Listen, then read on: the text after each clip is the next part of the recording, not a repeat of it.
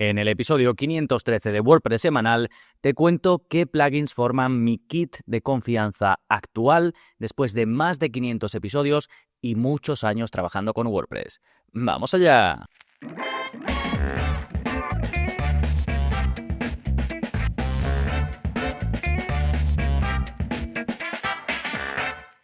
Hola, soy Gonzalo Navarro y bienvenidos al episodio 513 de WordPress semanal, el podcast en el que aprendes a crear y gestionar tus propias webs con WordPress en profundidad.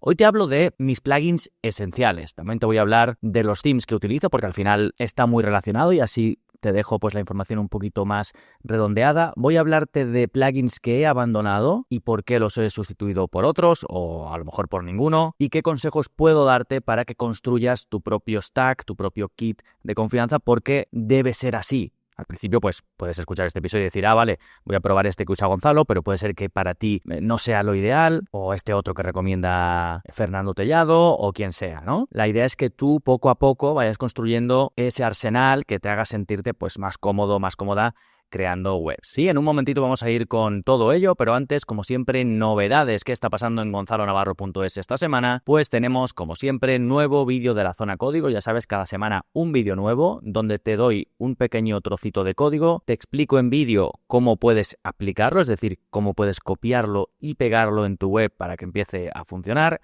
Por lo tanto, no necesitas conocimiento previo de código y así puedes aprovechar estas funcionalidades tan chulas y tan avanzadas sin tener un perfil de desarrollador.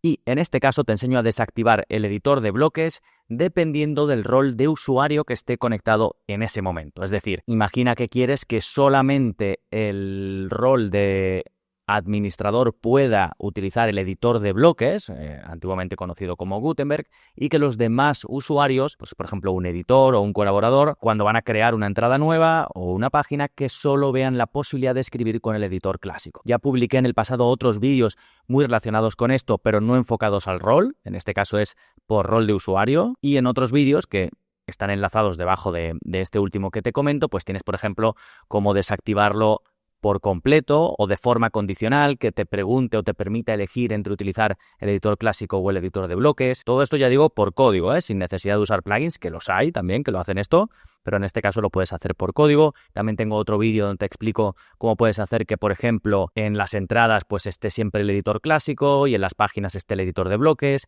o si tienes otros tipos de contenido personalizados, pues que en esos casos estén un editor u otro. Tengo otro vídeo donde te explico cómo habilitar el editor de bloques en los productos de WooCommerce. En fin, échale un vistazo o te vas a la zona código y buscas, si quieres, puedes filtrar por Gutenberg o buscar lo que necesites, o en este último vídeo ya digo que lo tienes en las notas de este episodio.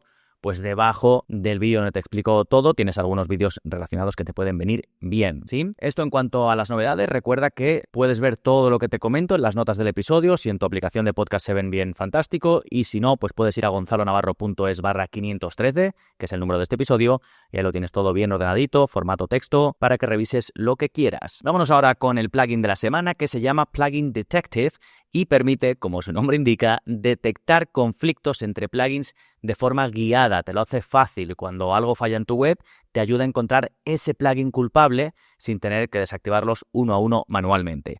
No es infalible, pero en muchos casos ayuda un montón y te evita, ya digo, este proceso que es un auténtico rollo, por no decir otra palabra. De nuevo, se llama Plugin Detective, lo tienes también en las notas del episodio. Y ahora sí, vámonos con el tema central. ¿Por qué sigo usando estos plugins después de tantos años y cuáles he abandonado? Y lo primero que quería decirte es que no te voy a dar una lista de los mejores plugins de 2026, sino son los que yo uso de verdad, por qué los uso y qué he dejado atrás con el tiempo, porque hay plugins que antes usaba y que ya no. Así que si estás empezando o quieres simplificar tu forma de trabajar, este episodio te puede ahorrar muchas pruebas y errores. Y lo primero que te voy a contar es mi kit actual, mis herramientas, qué 6 plugins esenciales utilizo, porque al final instalo prácticamente los mismos en todos los proyectos. Son 5 o 6 plugins que cubren las áreas fundamentales de cualquier web. No busco tener muchos plugins, tampoco busco pues obligatoriamente tener muy poquitos, sino los justos y conocerlos bien. Cada uno, por supuesto, cubre una función clara: formulario, seguridad, SEO, caché,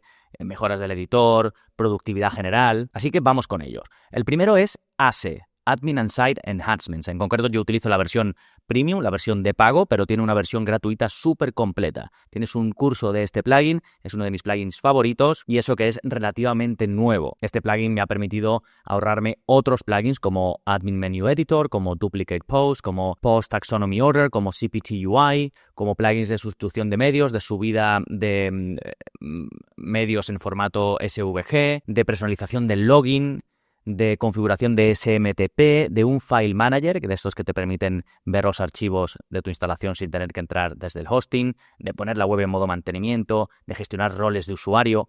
Todo esto que te acabo de comentar, antes lo usaba o con plugins concretos o a veces algunas cosas las hacía con un poquito de código y ahora lo hago todo desde este plugin de ASE, que además de todo esto que te he dicho, puedes hacer 1000 cosas más. Es un solo plugin que te permite activar y desactivar lo que necesitas, con lo cual mantengo un único plugin en lugar de 10 pequeños o más. No tengo que tener tantos plugins actualizados, hay menos conflictos, menos puntos de fallo y sobre todo, que es que me gusta mucho cómo enfoca este plugin todas estas características. Si bien ya digo, es una navaja suiza que tiene incluso características de seguridad, lo típico de limitar los intentos de login o cosas súper avanzadas como crear tipos de contenido personalizados. Pues ya digo, aún teniendo todo esto, sus paneles, sus opciones, su forma de permitirte configurar las cosas, tiene un enfoque muy limpito, muy minimalista que te darás cuenta a lo largo de este episodio es una de las cosas que más me gustan y por las que elijo muchas soluciones, más allá de que el plugin en general sea bueno, ¿no? Que también te hablaré de esto un poquito más adelante. Bien, este es uno de ellos, ya tengo varios episodios, lo dejaré enlazado hablando en profundidad de todo lo que puedes hacer con su versión gratuita y la de pago y, por supuesto, si quieres aprender a utilizarlo de forma 100% práctica y siguiendo mis recomendaciones, pues tienes sendos cursos, el de la parte gratuita y el de la parte premium. Siguiente plugin de mi kit, Gravity Forms. Este es el veterano que sigue siendo un insustituible. Este plugin lo llevo usando, yo que sé, la de años. Es increíblemente versátil. Muchas veces lo he utilizado incluso para vender, evitando tener que instalar WooCommerce u otras soluciones. Si no lo conoces, ya digo, es un plugin para creación de formularios, ¿eh? Lo que pasa que es más para formularios avanzados, no simplemente un formulario de contacto de nombre, asunto y mensaje, sino que puedes hacer 1000 cosas, como te he comentado, por ejemplo, formularios de venta. Sí que hubo un tiempo en que me pensé incluso cambiarlo porque se quedó atrás en la experiencia de usuario, en cómo se construían los formularios, porque empezaron a salir opciones como más novedosas en la que la construcción era muy visual y Gravity Forms seguía manteniendo, pues sí que era más visual, por ejemplo, que Contact Form 7, pero no tenía esa experiencia de editor tanto de arrastrar y soltar, ¿no? Era un poquito más rudimentaria, pero ya lo cambiaron hace ya algunos años y ahora se parece mucho a cómo se construye en el editor de bloques de WordPress, con lo cual la experiencia para mí es fantástica y sobre todo las capacidades que tiene de hacer campos condicionales y de ajustes a nivel no solo del formulario en general,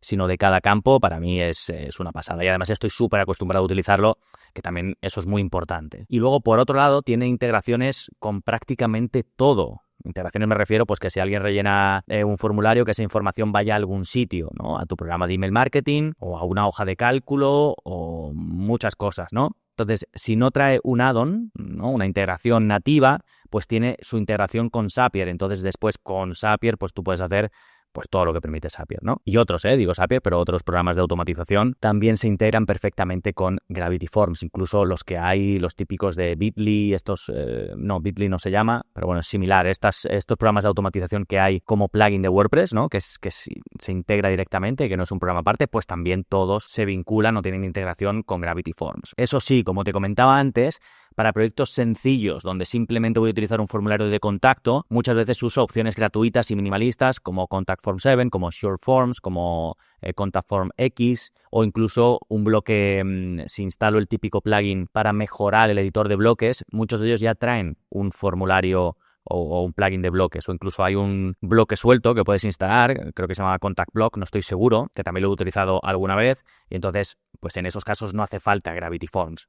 Yo lo puedo instalar en todas las webs que quiera porque tengo ese plan de pago, pero ya digo, si no hace falta no lo instalo. Al final tiene más cosas, va a ser más pesado lógicamente que otros formularios o plugins de formularios sencillos. El siguiente está relacionado con la seguridad y es Solid Security en lugar de WordFence. Menciono WordFence porque lo usé hace tiempo, pero lo dejé. Su interfaz me gusta menos y luego como empresa, no sé por qué, no sé si porque leí en su momento pues también hablaban de ellos como que no hacían las mejores prácticas desde el punto de vista del marketing, como que te querían meter miedo, ¿no? Para que usaras su plugin de seguridad y no sé por qué, pero me genera menos confianza que Solid. Y luego aparte, Solid Security tiene una configuración muy sencilla, pero también si quieres ofrece características avanzadas para los que la necesiten y además su versión gratuita es súper completa, para mí más que la de WordFence. Lo recomiendo mucho sobre todo también a mis alumnos porque pueden empezar fácil y luego si quieren pues ir profundizando. De hecho, en el curso de Solid Security vemos todo eso, ¿no? Primero una configuración básica donde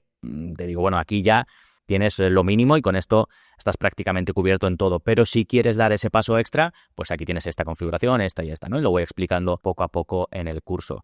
Por cierto, de todo lo que estoy comentando tengo cursos, porque como son plugins que uso siempre, así que no lo voy a mencionar todo el rato, tengo un curso de esto, pero lo dejaré enlazado seguramente debajo de en cada punto, ¿no? Donde te hablo de Solid Security, pues ahí dejaré el curso y en los demás pues lo mismo. ¿Sí? Esto en cuanto a seguridad, nos vamos al siguiente punto que sería el SEO y aquí estoy tendiendo últimamente hacia el minimalismo. Es cierto que sigo utilizando Yoast en mi propia web porque pues me da pereza migrar a otro, la verdad, pero en otros proyectos, en proyectos nuevos, prefiero opciones más ligeras. Utilizo normalmente o Slim SEO cuando necesito algo pues muy esencial, aunque tiene las opciones necesarias prácticamente para todo el mundo, o SEOpress si necesito algunas características más. También he usado Rank Math antiguamente en algún proyecto, pero al final como tiendo al minimalismo y no necesito tantas funcionalidades, pues no lo he seguido utilizando. Aquí es súper importante recordar, como siempre digo, que un plugin de SEO no te va a posicionar, te va a ayudar a configurar la parte técnica, pero el contenido y la estrategia es cosa tuya. De hecho, estoy a punto de sacar, en una semana o menos saldrá el curso de SEO para las IAs, es decir, cómo aparecer en herramientas como ChatGPT, Gemini, Perplexity y demás, ¿no? Cómo hacer que tus contenidos salgan ahí mencionados o incluso tu imagen de marca. Y ahí hablo mucho de esto, ¿no? De cómo el SEO tradicional sigue siendo súper importante y que se basa sobre todo pues en la creación de buenos contenidos, ¿no? Ya publicaré la semana que viene un episodio hablando un poquito de esto más en profundidad y presentando también el curso. Mientras tanto, si queréis ir empapando de cómo hacer SEO, de cómo aprender desde cero, en gonzalonavarro.es, en la sección de cursos, podéis filtrar por SEO, ya los tenéis todos, ¿eh? El siguiente área sería el caché y la optimización. Y aquí me di cuenta hace tiempo que no necesito opciones de pago. Al final, en los proyectos nuevos, casi siempre suelo utilizar WP Optimize o el plugin que vaya mejor o que recomiende el hosting, porque algunos, pues SiteGround, por ejemplo, pues tiene SG Optimizer, otros hosting utilizan Lightspeed Cache porque es el que mejor va con su infraestructura. Al final, las buenas prácticas, un buen hosting y un plugin gratuito de caché que tenga algunas características de optimización es suficiente en la mayoría de casos. Es cierto que en algunos proyectos, sobre todo que se han ido de madre desde el principio, que no se ha ido controlando lo que se instalaba ni se ha ido eligiendo las herramientas adecuadas, pues ahí muchas veces no hay más remedio que hacer una optimización parche, ¿no? O sea, cosas que no se han hecho bien desde el principio te obligan a, pues, utilizar formas de optimización más avanzadas y aquí entrarían también, pues, la carga condicional de recursos y este tipo de cosas que ya sí que habría que hacerla con WP Rocket o incluso con plugins como Perf Matters o el que te comenté, si no recuerdo mal, en el anterior episodio, en la parte del plugin de la semana, si no es en el anterior es en el previo, que se llama Asset Cleanup y que es como una versión gratuita de Perf Matters y que cubro en el curso de WPO, de optimización del rendimiento de carga de una web, cubro su uso, pues por ejemplo para decir, venga, solo quiero que cargues WooCommerce en estas páginas, solo quiero que cargues Elementor en estas otras, porque imagínate que usas Elementor para crear landings y no para otras partes, entonces evitas que se cargue en zonas donde no debe. Pero claro, aquí ya estás como forzando algo que como previamente, pues a lo mejor no necesitabas Elementor, pero ya lo estás usando o te gusta mucho porque estás acostumbrado o lo que sea, pues bueno, al menos sí que siempre existe esta opción, pues ya digo, un poquito más avanzada. Pero si no, plugin sencillo como WP Optimize, que además es gratuito, buen hosting, buena elección de herramientas, ir haciendo limpieza, optimización de base de datos y demás, y a volar. Que por cierto, todo esto lo puedes hacer con el propio WP Optimize, del que tienes un episodio del podcast que va con vídeo para miembros, donde vemos su uso de principio a fin. También lo dejaré enlazado. Y por último, el editor de bloques. Aquí yo abogo por un adiós a los constructores externos. Mi preferencia es Spectra, Generic Blocks o Cadence Blocks, según el theme del proyecto. ¿Por qué? Porque estos plugins potencian el editor nativo de WordPress en lugar de darte un constructor aparte diferente para la maquetación de los contenidos.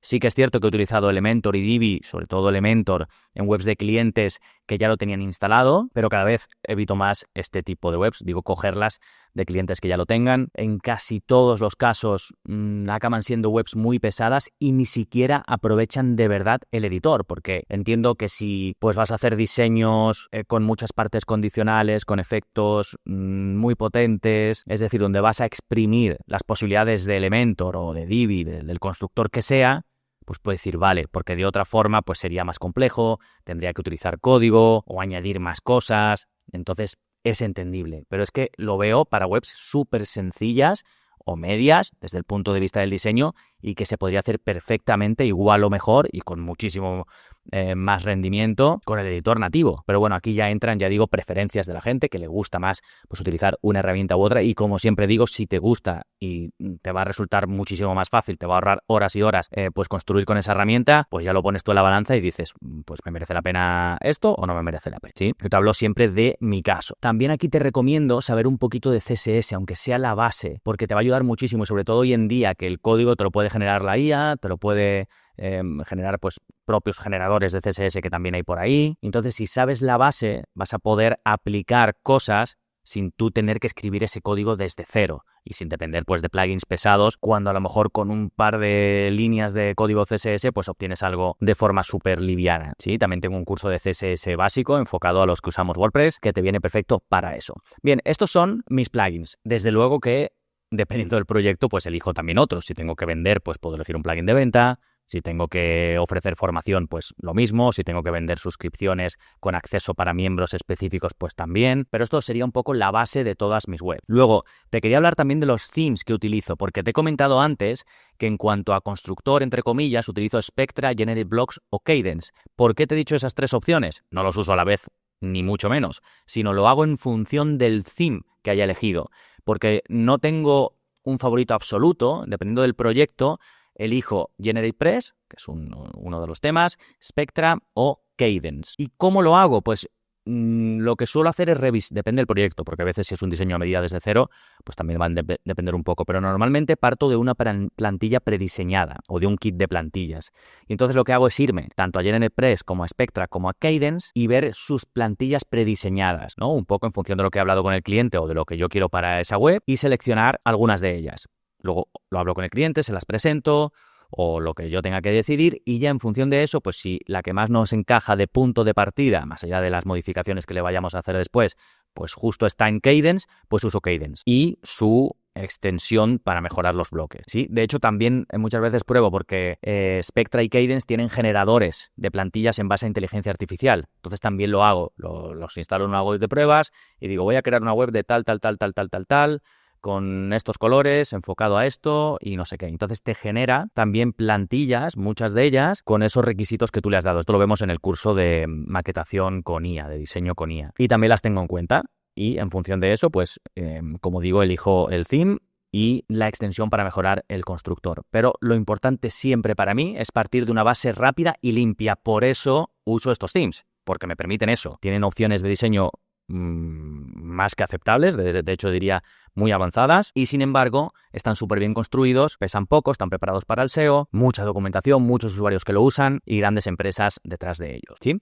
Después, hay cosas que he ido dejando por el camino, que también te he ido mencionando a lo largo del episodio. Por ejemplo, WP Rocket, si bien lo tengo en webs, sobre todo de clientes, me he dado cuenta que para las nuevas, pues realmente no necesito pagar por algo que puedo conseguir gratis con buenas prácticas o con soluciones gratuitas, como ya te he dicho, WP Optimize y otras soluciones. También te he comentado que dejé de utilizar WordFence, que al principio hace ya bastantes años sí que lo usaba. De hecho, en el curso antiguo de seguridad en WordPress cubríamos su uso. Ahora en ese curso te pongo más soluciones y luego tienes un curso dedicado a Solid Security, que es actualmente mi favorito. Y como digo, básicamente porque su interfaz para mí es menos clara y me genera menos confianza la empresa en sí. Pero esto puede ser, y de hecho seguramente lo sea, completamente subjetivo, ¿eh? Después, como digo, Elementor, Divi, incluso Oxygen y otros constructores visuales que he utilizado, a mí no me merecen la pena. Casi siempre vamos a estar hablando de webs más pesadas, una dependencia innecesaria en algo externo que no es nativo. Y bueno, en mi caso ya más o menos los controlo porque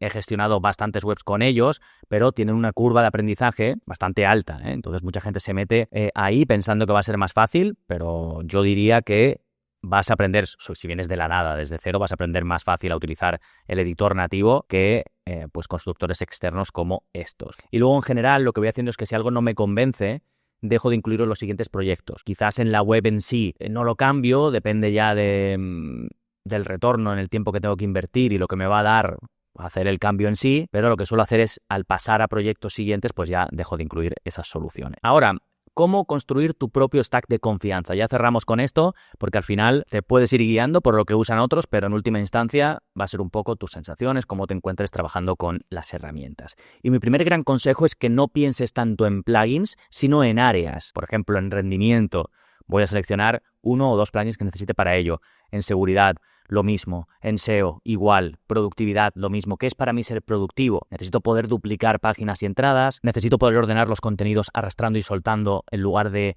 editando la página y darle un valor al metacampo de orden. Muchas veces no lo vas a saber hasta que empieces a trabajar un poco y te vas dando cuenta, ¿no? Pero así es como vas eligiendo. Y luego funcionalidades específicas del proyecto. Pues si vas a necesitar venta, si vas a necesitar formularios avanzados o formularios sencillos, si vas a necesitar algún tipo de vínculo con una herramienta de automatización para cualquier cosa. Y luego a la hora de elegir los plugins en sí, te recomiendo hacer una primera criba con WP Hive para comprobar el rendimiento.